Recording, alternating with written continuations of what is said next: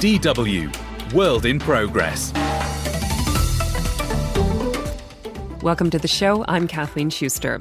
Coming up, an inside look at Bangladesh's notorious Special Operations Battalion. I took part in extrajudicial killing, torture, investigation, but I was not a part of abductions or enforced disappearances. But I heard about many, and I met officers who were part of that. And the people who are fighting to find out if the battalion killed their family members. I still couldn't find him. What is happening with him? So I will, till my last breath, whatever happens, I'll fight for that.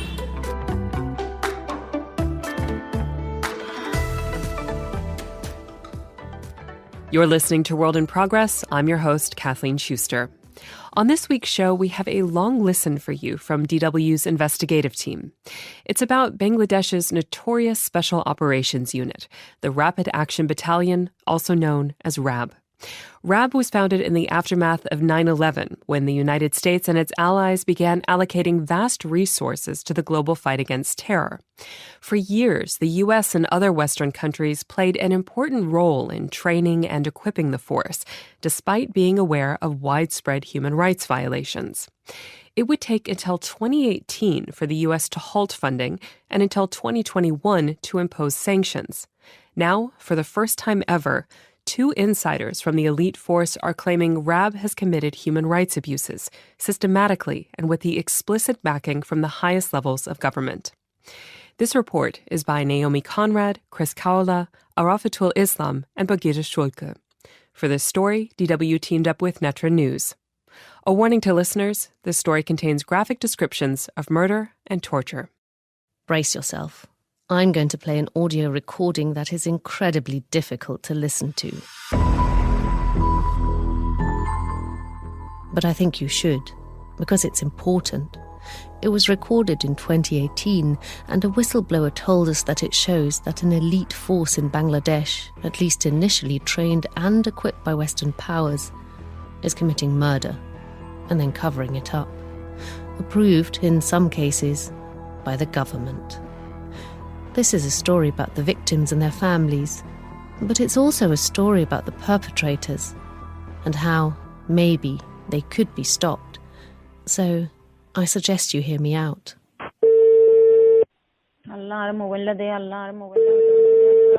That woman desperately praying for someone to pick up, she's trying to reach her husband, Ekram Haq.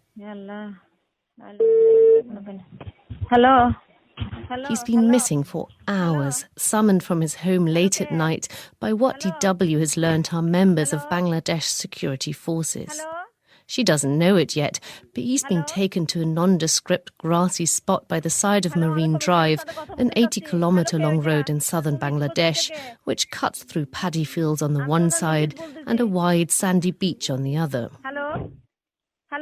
We're still not sure how the call connected, but we can safely say that his captors on the other end most likely didn't realise that they had a witness to the crime they were about to commit, and that their victim's wife was recording the call on her phone.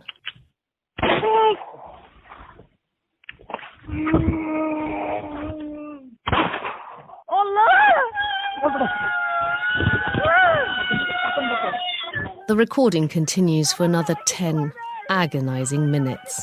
This is what plays out next. Men shout orders, more shots are fired. At times it's hard to make out what's being said.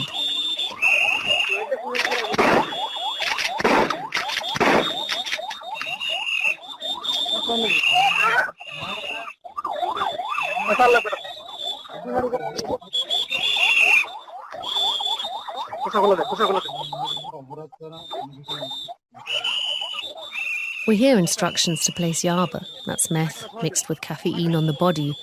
In essence, to cover up the execution by making it look like a shootout between drug dealers and security forces. It's chilling. I feel conflicted about broadcasting the last moments of someone's life. But his wife agreed, and we have another source. This audio is direct evidence of how an operation is staged. It's essentially a staged performance. This man is one of 2 whistleblowers. Both are military officers, both say they served as commanders in the elite squad in recent years, both witnessed executions. From my experience of conducting operations in RAB, I could relate that the audio tape that was shared by Awami League's wife is about an operation conducted by RAB, and the audio tape can be trusted. RAB, that's the Rapid Action Battalion, the force we've been talking about. We'll get back to the two men and Awami League's execution in a moment, but you'll need a bit of context to understand what comes next. RAB was set up in 2004 and is made up of members of Bangladesh's police and military. Originally, it was supposed to be called the Rapid Action Team, but then people realised the abbreviation RAT might set them up for ridicule. Not exactly the best name for a special ops team. Its more than 13,000 members are dressed in black from head to toe. Black uniforms, black caps, even black face masks. Since its inception, RAB has been accused of widespread human rights violations. Activists have been keeping track. They say hundreds of people have been killed and abducted by RAB, never to return. When its members arrive, usually in the dark of night, it's like death has come knocking on your door, one man told me. You'll be hearing reference to two terms from now on: extrajudicial killing and enforced disappearance. The first refers to a killing by an official without any due process, hence extrajudicial. Enforced disappearance means that a person is picked up and literally disappears, sometimes for days, sometimes years, in some cases forever. So, back to the whistleblowers. I took part in extrajudicial killing, torture, investigation, but I was not a part of abductions or enforced disappearances. But I heard about many, and I met officers who were part of that. I served in many battalions, and the things that I have seen during my tenure include killing criminals, taking bribes, and then members going to extort people. Experiencing a person dying in front of you, a person asking for mercy, and the last few moments of his life. This is very disturbing, watching someone die. We know a lot about these two men. We've spent hours talking to them, cross-checking and corroborating their confessions and deployment history. But we can't reveal too much about them, or even use their real voices, because if we did, they would probably end up dead. You might wonder why they're willing to risk so much. I did. One of them said he's haunted by what he did, of what happened to so many people like Aisha Begum, the woman you heard in the recording, first pleading for her husband's life, then screaming. Night has yet to turn into dawn as we meander through Teknaf, a small city close to the border with Myanmar. For once, the cacophony that during the day swells to a roar wherever you go in Bangladesh has died down. The small shops that line the road are shuttered up. We're trying to reach Aisha Begum's house without being noticed. We know she's under surveillance, that she's being watched. Her phone calls may be monitored, even though it's been 5 years since her husband was killed. Told us to go and...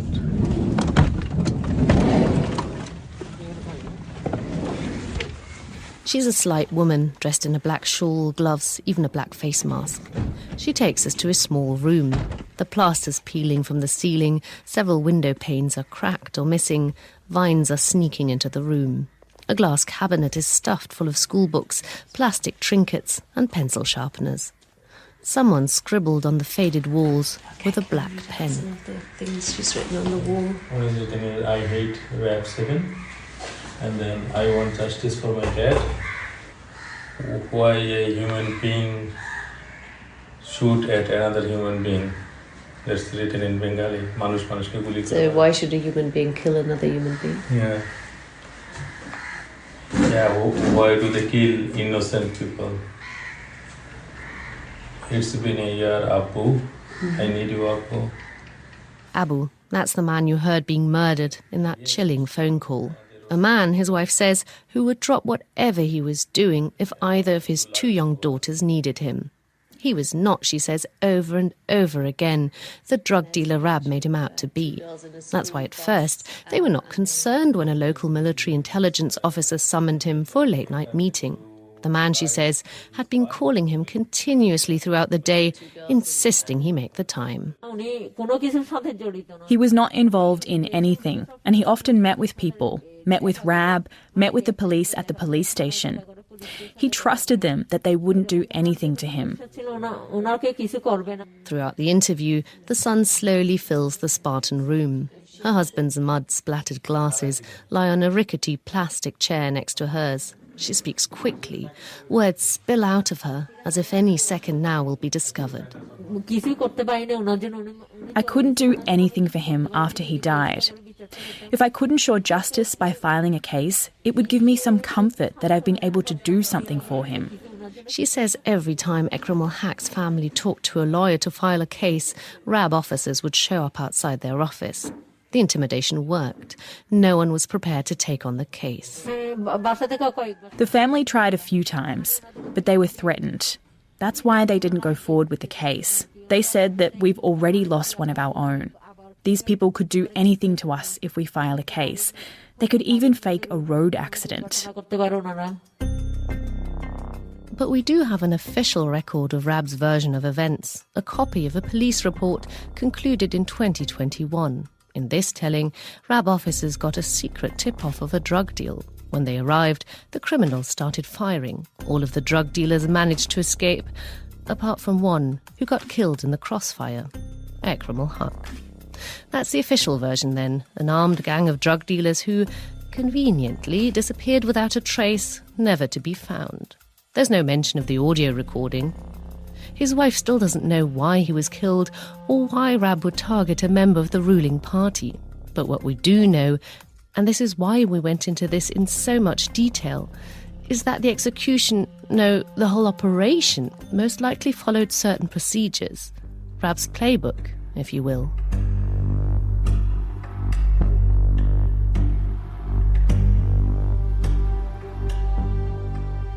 Each operation is carefully planned, sometimes for months. The target's every move analysed and monitored, our sources say. A profile of a target would comprise the personal details, along with details about family members and relatives, and in addition to that, the target's educational background, involvement in business or occupation, etc., would be included. Another important thing they focus on a lot is that all the orders, plans, or documents, any kind of bureaucratic work related to the execution, would never be shared in any official channel. This is done in a totally secure manner. It could be via WhatsApp or some other encrypted app. Anything put in writing would always follow legal procedures. Other than that, everything else is communicated verbally. Verbally, so as not to leave a paper trail that would conclusively prove what they did. And that's why the audio of Ekram ul-Haq's murder is so important, because it corroborates what our sources are telling us. Remember the shots, the orders, the drugs placed on the body? After the target is brought out of the car and taken to a specific place, he's first made to stand and then kneel down in such a way that his capacity to move is severely restricted. Before the first shot is taken targeting a specific part of his body, he's kept blindfolded. Here, some basic principles are followed. The shot is fired from a certain distance so that the muzzle flash of that gun leaves no mark on that target's clothing or his skin. In order to speed up the process of bleeding, they usually target the chest or the heart. One day I timed it with my watch. It takes at least 20 minutes. At least 20 minutes. For 20 minutes, there is the sound of groaning. Then, slowly, it stops. After a lot of digging, we managed to get hold of Ekram ul-Haq's post-mortem report. It states that he died from hemorrhaging and mentions 3 PWS, that's piercing wounds, in the chest and 4 in the back. So, back to that grim, deadly playbook. Again, this is what the sources say. While the target is left to die, RAB officers get to work messing with the crime scene. They do whatever is needed to make it look like a crossfire has taken place in that spot. For example, planting a weapon in the individual's hand. It is worth noting here that at least one bullet is fired from that weapon, which would show up in any eventual forensic analysis of the weapon. And if you closely analyze the weapons that have been retrieved so far after the operations, since the establishment of RAB, you will notice that all of them are similar. Usually these arms are smuggled from neighboring countries. Most of them are 9mm weapons. If this is a drug-related case, then some drugs are planted, either in his pocket or inside the bag he's carrying. Again, we don't have any evidence to conclusively prove any of this, because RAB has been very good at covering its traces. But there is another thing the sources told us about, and in this case we were able to find corroborating evidence.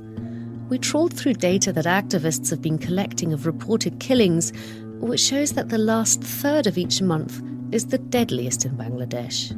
That is because the RAB units with the most operations receive rewards, our two sources say.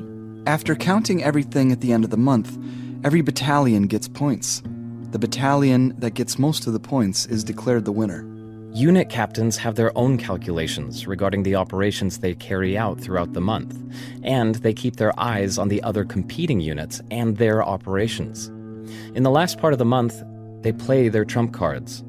Usually, operations like extrajudicial killings, anti-militancy raids, enforced disappearances, etc. would happen more frequently during this time, so that in a very short period of time, the commanders can increase their points by conducting these operations and defeat their competing battalions. A killing competition, if you will. So, a quick recap. We've heard from the two whistleblowers how RAB operates, how it first kills and then covers up the murder.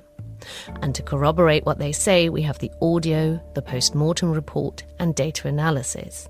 This leaves two big questions. How can they get away with it? And who is calling the shots? Before we get into that, though, let me first tell you a little bit about Bangladesh's two main political parties, the BNP and the Awami League. The Awami League is in power now under the leadership of Sheikh Hasina. She's in her 70s and has been in power on and off for almost 20 years. The engagement decision on any political target would come at least from the Ministry of Home Affairs, or the Home Minister would give that order. And without the approval of the Prime Minister, it's very unlikely that the Home Minister would give an order like this. I think for political extrajudicial killings, it comes from the Home Ministry. You actually only accept orders from the Home Ministry. So the ministry should have informed the Home Minister. Just to be clear, we can't conclusively prove this because, again, we don't have any corroborating documents. There's a reason why RAB doesn't send memos about their plans. But we do have some clues. For one, we know that RAB has systematically targeted political opponents, especially in the run-up to the last two elections in 2014 and 2018, which kept Prime Minister Sheikh Hasina and her Awami League in power. Hundreds of people disappeared. A trendy cafe in central Dhaka, Bangladesh's capital. On the ground floor of an office block, people are sipping expensive cappuccinos while working on laptops. Outside, cars are stuck in one of Dhaka's ubiquitous traffic jams. Hello. Lovely to meet you. Naomi. It seemed like a good place to sidle up to a vehicle, should anyone be watching us. Waiting inside is a smiling, stylish woman, Sanjida Islam Tuli. She's here to sneak us into her family's home in a grey tower block in one of Dhaka's more upmarket neighbourhoods. Thank you.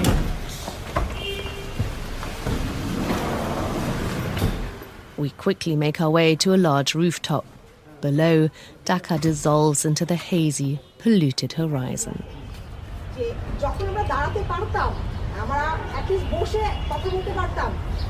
Dozens of people are patiently waiting for us on rows of plastic chairs. Mostly women, some older men, several children, clutching often faded photos of husbands, fathers, and sons. Most of the men in the pictures have not been seen in over a decade. A few have turned up dead. Many were local BNP activists. That's the opposition party we talked about earlier. And their relatives say they were picked up in the run-up to the elections in 2014, some in 2018. Without prompting, they start telling their story, taking turns brandishing the photos. Take, for example, a young teenager with a black scarf.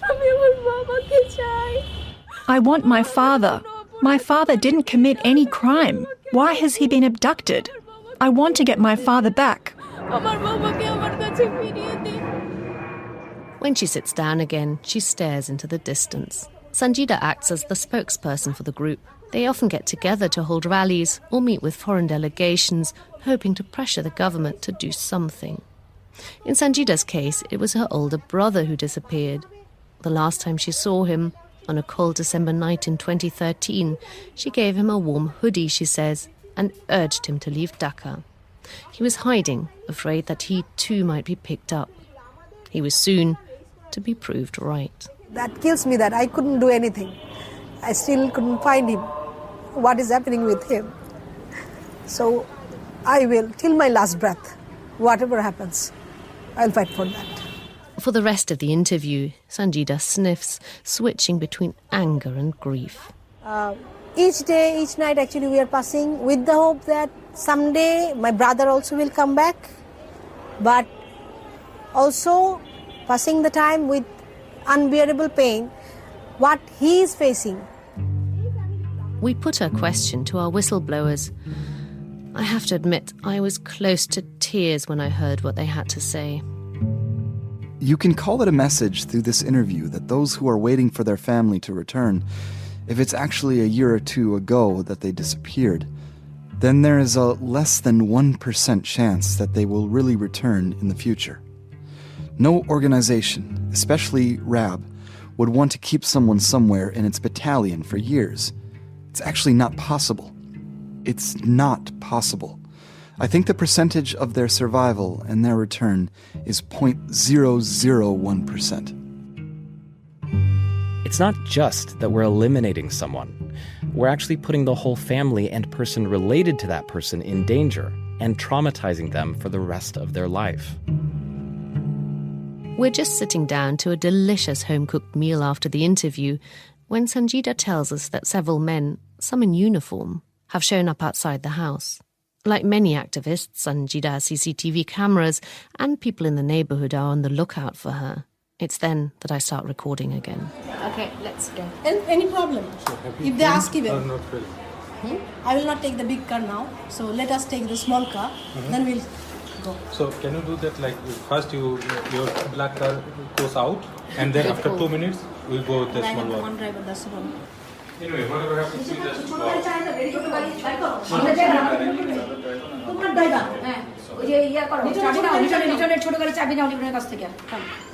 We'll just first begin. Thank you so much. Thank you so much. Don't worry. We are fighting this every day.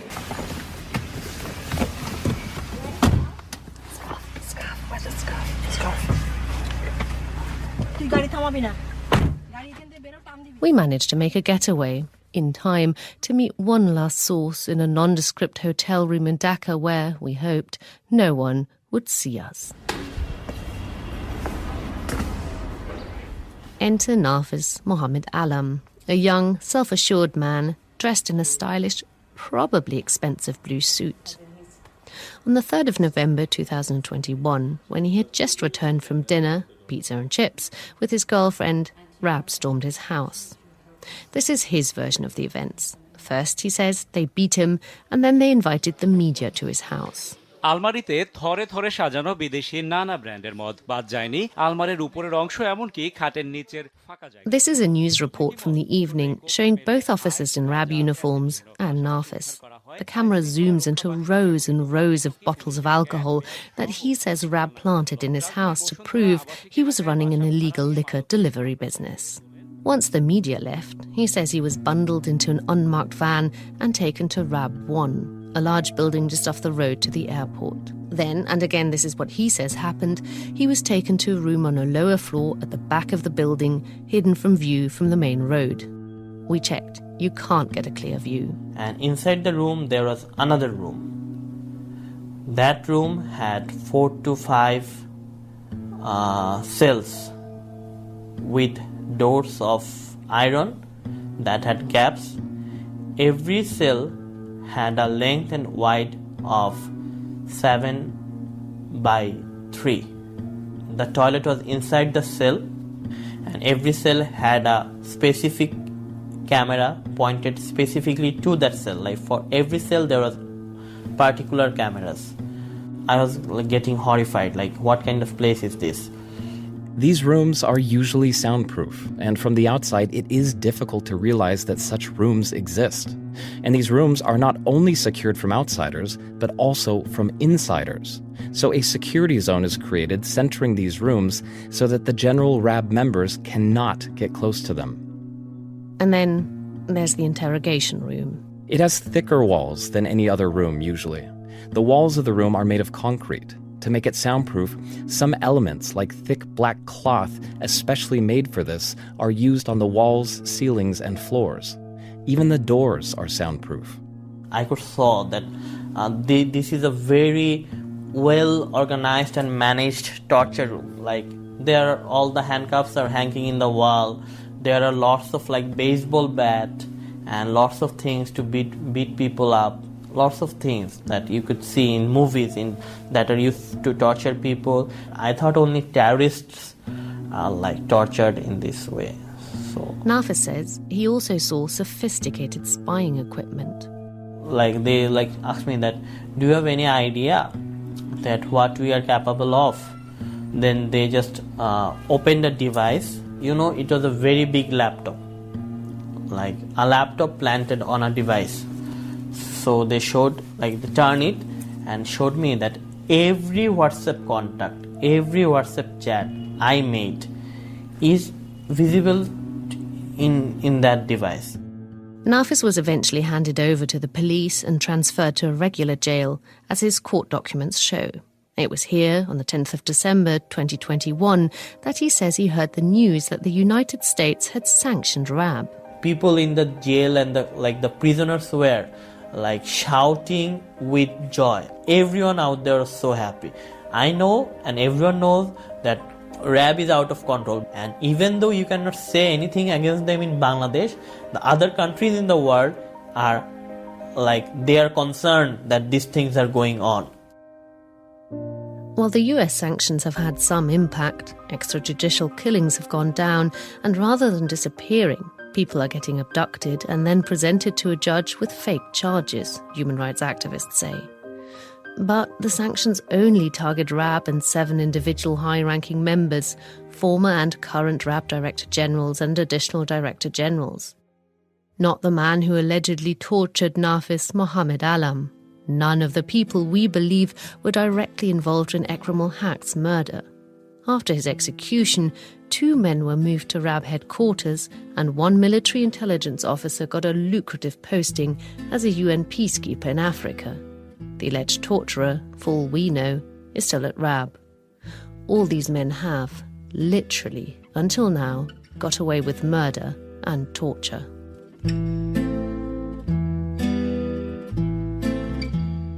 And that brings us back to where we started, a murder, and a quest to prove that it was not just one isolated, shocking event, but rather one of many, that someone high up in the political leadership is seemingly signing off on.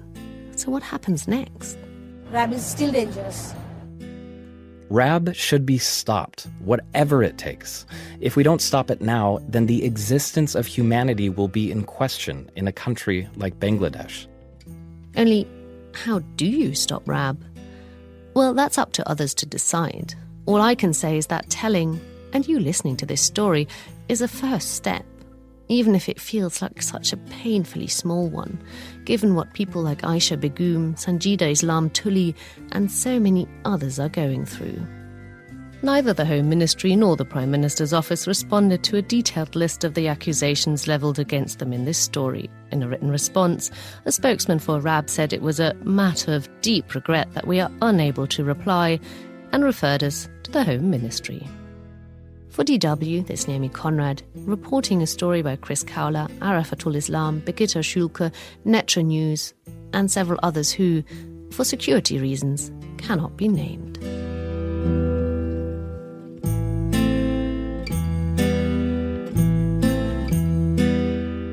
Not long after this story originally aired in April, Nafis was picked up by security forces and later released on bail.